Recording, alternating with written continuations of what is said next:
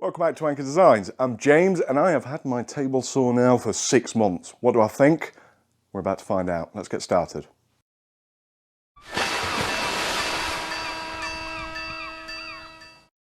So I have had this saw actually for 9 months. I'm just a few months late on the review. However, I've been working on some projects that I'll show you a bit later on, which has inspired me to actually do a 6 months review that has been highly requested on the channel.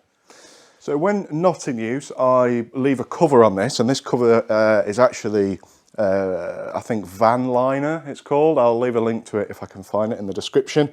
Just bought from Toolstation. I got a surplus of it, and it works really well. So it's kind of like a breathable but rubberized top. So it's good for glue ups. It's nice and easy to clean, and of course it keeps the top of the bed well protected. Now, preserving this, it comes. You know, if you do buy one of these saws, you do have to do quite a lot of degreasing and deburring these edges, which I've done with just a very, very small diamond file and some paraffin.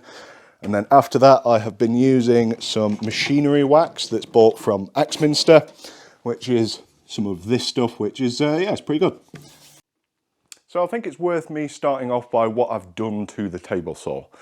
The video that I had at the time, I had some 3D printed quick change removers onto here, and they work really, really well, apart from I'm really clumsy, and every time I was wood turning, I was knocking this and it would drop off, and then I would do some table saw work and it was off and there was sawdust everywhere, so I've just kind of bodged this on.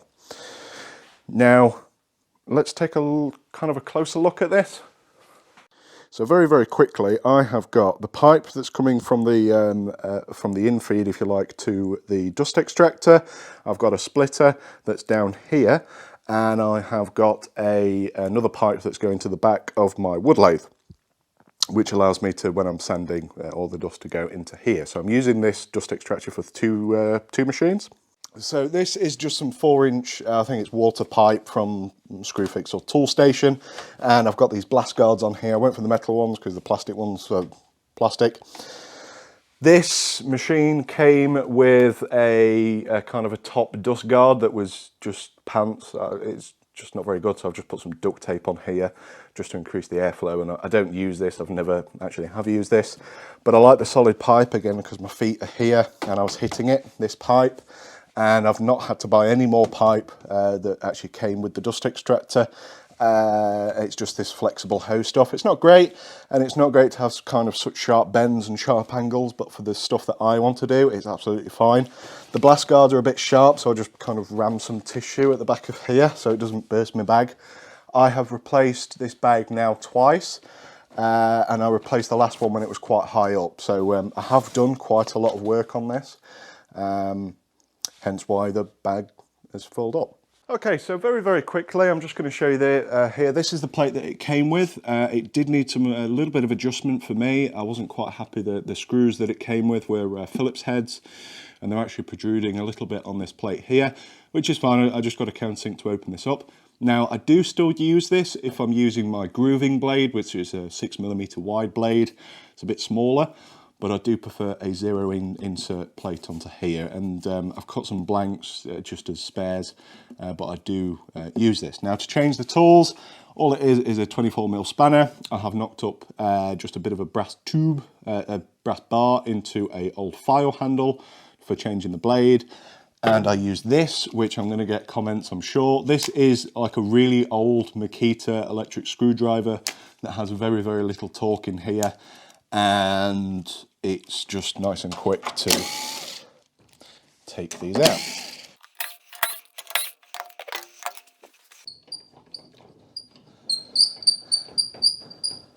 So I'm just going to be kind of quite quick on this because I could do with changing the blade. Anyway, the table saw is indeed unplugged. There's a little guide hole here that's made out of steel, and you could use like a punch or something, but I've wanted to use this brass so I don't kind of over time wear this blade out, because you do end up, I do seem to change the blade on this quite a bit.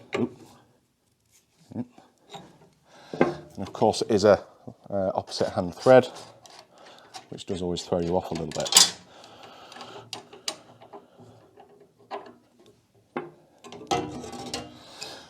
Now, the most important thing upon my discovery is this is a 30mm bore. It's 30mm. So in anticipation of buying this saw, I believe it's advertised as having an inch arbor on here. Now, if you watch your American videos, they've got table saws that have a longer shank, and you can put a rebate stack or a dado stack, whatever they call it, over there. You can't do this on here because, of course, it's got the stubby arbor. So, in anticipation of this having an inch arbor, which I thought was a bit of a pain in the arse for me actually at the time. I thought it kind of did put me off a little bit of this table saw. Is I bought a load of these from CMT, which are the reducing bushing rings. I've never had to use one. So I'm going to talk very, very quickly about blades. I am absolutely 100% no expert on this. Don't trust a word that I say. But I have gone for these CMT chrome ones, which are like semi-industrial ones or quite high up. I took these on on kind of a recommendation of videos that I'd watched, like what's his name, Katz Moses guy. Like his videos a lot. Just to show you as well, a 30mm bore. So these are really good. The blade that comes with the table saw, like any machine that you buy, is always just absolute shite. So I would recommend, especially keeping these clean. My blade is pretty gross, but I use two. So this is I can't see what it is. This is what I use for ripping, and this is what I use for cross-cutting. So cross-cutting has got more teeth on it, and this is more of a ripping blade, which I like a lot. And the beauty of these is you can get these re-sharpened. Now CMT, the best place to get CMT blades from is Scott & Sargent, where I bought this table saw from. Or there's a company called West Country, but they never have anything in stock. But every time that I've bought or needed a blade, I've always gone to Scott & Sargent. Now these are a lot of money, but they are fantastic. I've used this. They're still the two original blades that I bought with the saw. I just keep it clean, usually. But the CMT stuff is phenomenally good. And I think it's about 20 quid tops for these to be resharpened. I think it's 20 quid for that, and then a little bit less for the ripping blade. And then this one here is what I mentioned earlier, which is the ripping blade. Oh, focus. This is the ripping blade, and this has a 6mm wide teeth onto here, a little bit teeth at the absolute top. That's a 6mm wide blade, and I've not used it yet, but I look forward to using it. It's obviously a lot smaller. I think it's about an 8-inch, 180mm, a bit bigger, and yeah, they're the three blades that I use. In case you're interested, I would buy these from Scott & Sargent because they seem to be a lot cheaper, and it's kind of most of the time next day delivery. But these are really, really good, really good. So let's talk about dust. The saw came with this, which is like a saw condom thing that goes on top of the knife up here. I've never used it. As soon as I got it, I took it off, to be honest. Now, I am quite confident using a table saw now, and I find this, for the type of thing that I do, more of a hindrance than what I use for safety. It's things like when it's here, and a lot of the things that I've been working on are things that are segmented for the lathe, or like chopping boards and serving boards, that type of thing. And your fence is quite close. Arguably you could turn and use a smaller attachment here, but I don't like this and I don't use it. So safety people, leave a comment and shout at me, that's fine, but I don't use that. There is an annoyance with this table saw, which is quite common, and it's quite common with most woodworking machinery, which is the dust extraction is good. The dust extraction itself is good, but the way that the machine is designed isn't very good. So I'm going to bring you in as close as I possibly can to this, and I'll show you what I mean. Right, I'm sorry, I've got to kind of hold the camera and it's a bit shaky. So this is the shroud that is around here. So this black piece here, this connects to your riving knife up here, and this is the hose. I'm hoping it's going to be able to focus there, but that right there, the white thing, is the hose. And then at the very, very bottom here is where the dust gets collected in. Naturally, I would guess that this trough, whatever you want to call it, if it was kind of maybe a bit higher up at the back here, because this is its maximum point, and maybe this section here was a bit more closed, because what you'll find is the shroud and the blade goes through these troughs, so it has to slot up and down to here, and it's okay. It does a job, but maybe putting some like feather, what do you call it, like anti-draft things on the top here, so it can just kind of slide through, may help, or the speed of the blade would just knock it out. I don't know, I'm not a table saw designer, but it could be a bit better. And what you find is that the sawdust does tend to build up on the inside there, which is okay. However, if you're a bit like me and I try and keep it as tidy as I possibly can, it is designed cleverly that you can get the end of a hoover, you know, the brush, all the way around here to be able to fit just a brush. Now what I did do is I've got a box under here somewhere, a little tray that you'll see at the back, and that collects a lot of the dust under, so you just pull the dust tray out and then hoover inside the box. That works fine.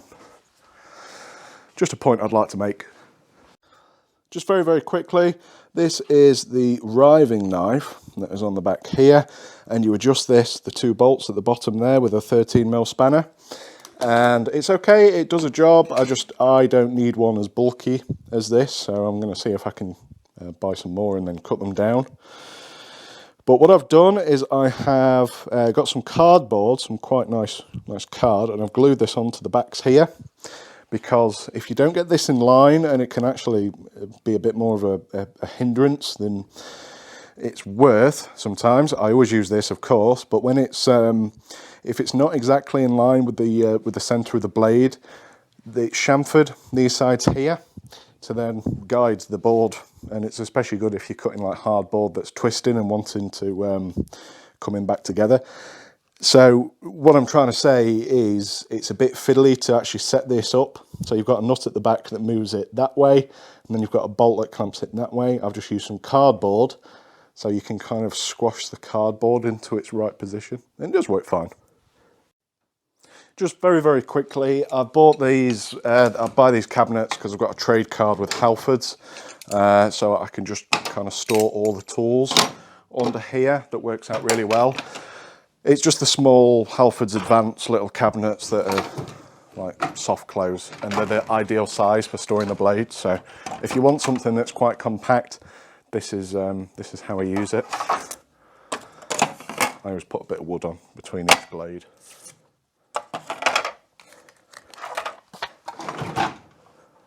It keeps it compact. And I've also got the fence. I've never used that, to be honest, because I forget that I actually own it. So here's a little tip for you when I'm using different blades. Now luckily the ripping and the crosscut is the same thickness, so again sticking to one brand does help. But if I'm using the grooving blade or another blade, for example, I use these, which are super cheap for what they are. I use these all the time around the workshops. These are called 123 blocks. Although technically they're 25, 50, 75mm blocks, because these are the metric versions. So these are 75 by 50 by 20-ish. Yeah, Chinese, but you know. So how I use this is I pull the saw up just for double checking, and I put one there, obviously being quite careful, and I set that blade up here, and then, so like that, I can then zero this off, like so, zero this off to 50mm, and then I know that's absolutely bang on and correct. If I want to be really pedantic, I can move these around to 75mm and double check it, and it is absolutely cock on. And this is super easy to adjust and move around. You know, it does the job, it's fine. I did have concerns about this, but they've all gone now. I thought it was going to be quite crap, but it's fantastic. Again, the things that do annoy me and probably will do when I move into the next workshop, if that ever comes, is the cable is a bit short. So just remember the cable's really short. The handles, I said, looked a bit crap, but they're actually fine. There's nothing wrong with them. This like micro adjust, I never use that. Just a heads up, I don't even know. It does work, I never use it. The fence is really good, so it's a twin clamp, so it clamps that end and as well as this end, and I've had no issues with this at all. Moving it round, the kit that it comes with is great. I haven't really got any issues. I never would rely on this scale here for the angle. You always use like an angle box thing, one of these, and that works absolutely fine. What else can I say about it? Not a lot. Cable's a bit short, these are fine, that just doesn't get used, the fence is fine, it's not moved, it's great, it's fine. Okay, so a few more things that I've kind of bought for this machine, which I have used. When I do use it, it is fantastic. So I don't buy any like the really fancy expensive ones. This is I think the copy of the Incra one that you can buy actually off Banggood. I think I paid, I'm going to say 60 quid for it, and this is just the newer, or newer, I can't remember what it's called. And I just got some aluminium extrusion off of Amazon, and then another top clamp onto here, and I'm going to put another wooden piece to go onto the top bit here.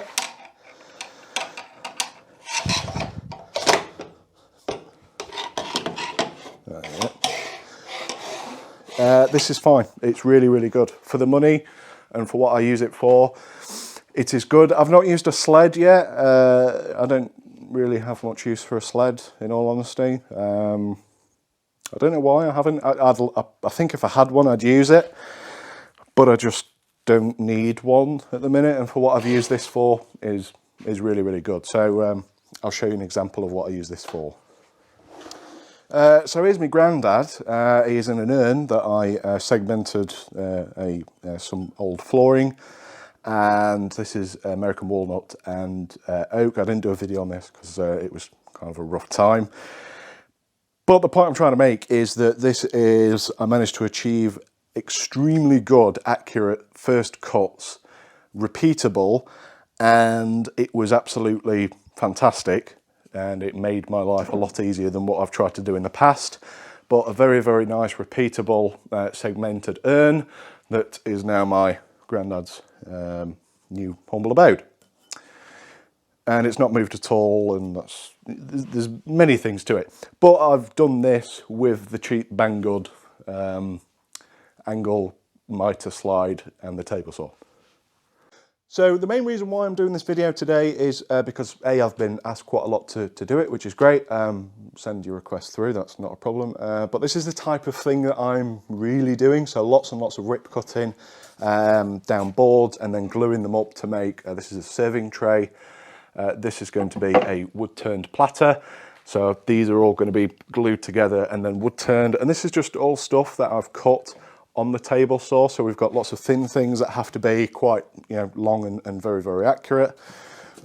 We've got quite chunky stuff that again it doesn't struggle with, it doesn't get bogged down, and it works fine.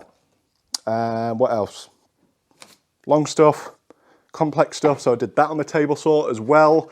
This was of course originally square, so doing all this cross cutting and side grain cutting didn't struggle at all, and of course making the urn. So the ITECH 10-inch table saw, I've had it now for 9 months. I've done many things with the projects here that you see today. Not only that, I've been making dining tables, I've been making coffee tables, I've been making mirror risers for the missus, organisers out of MDF and plywood. I've just not got any of that to kind of show you here today. Long ripping cuts, really accurate segmented stuff with the segmented turning that I do. And everything I've chucked at it has done it. It is eating it up absolutely fine. And the blades that I've bought are really expensive blades, but it's given me really good results. So I'm quite happy. The blade that it came with, I don't know what happened to it. I think got rid of it after a few cuts. But again, it's kind of nice to have a one-stop shop to go to Scott and Sargent. This is what I need, that's fine. I'll order it you in, job done, and it kind of arrives next day, day after. And kind of as silly as it sounds, I don't want to go to a place and look through blades and, you know, ask some muppet my age, what do you think? You know, that type of thing. It's nice, I can ring up Scott and Sargent, they are reliable people and they're not just going to try and sell me any old rubbish. So it's nice to just, I need some blades for this, and they know exactly what it is, and I've got the blades and they're already the best price. It's worth mentioning, I'm not sponsored by them at all. I've bought the own blades, I've bought the table saw and extractor, I've bought that myself. I did ring up and advise you to do that and ask for some discount, because they are, they will probably do it. I can't speak on their behalf. But when I bought this, I rang them up and I asked for some discount, and I got like the summer sale thing that they had going on. So it worked out really, really well, and I'd rather deal with them than I would buying an SIP one, or maybe even an Axminster one. I can't comment, but it's definitely worth looking at.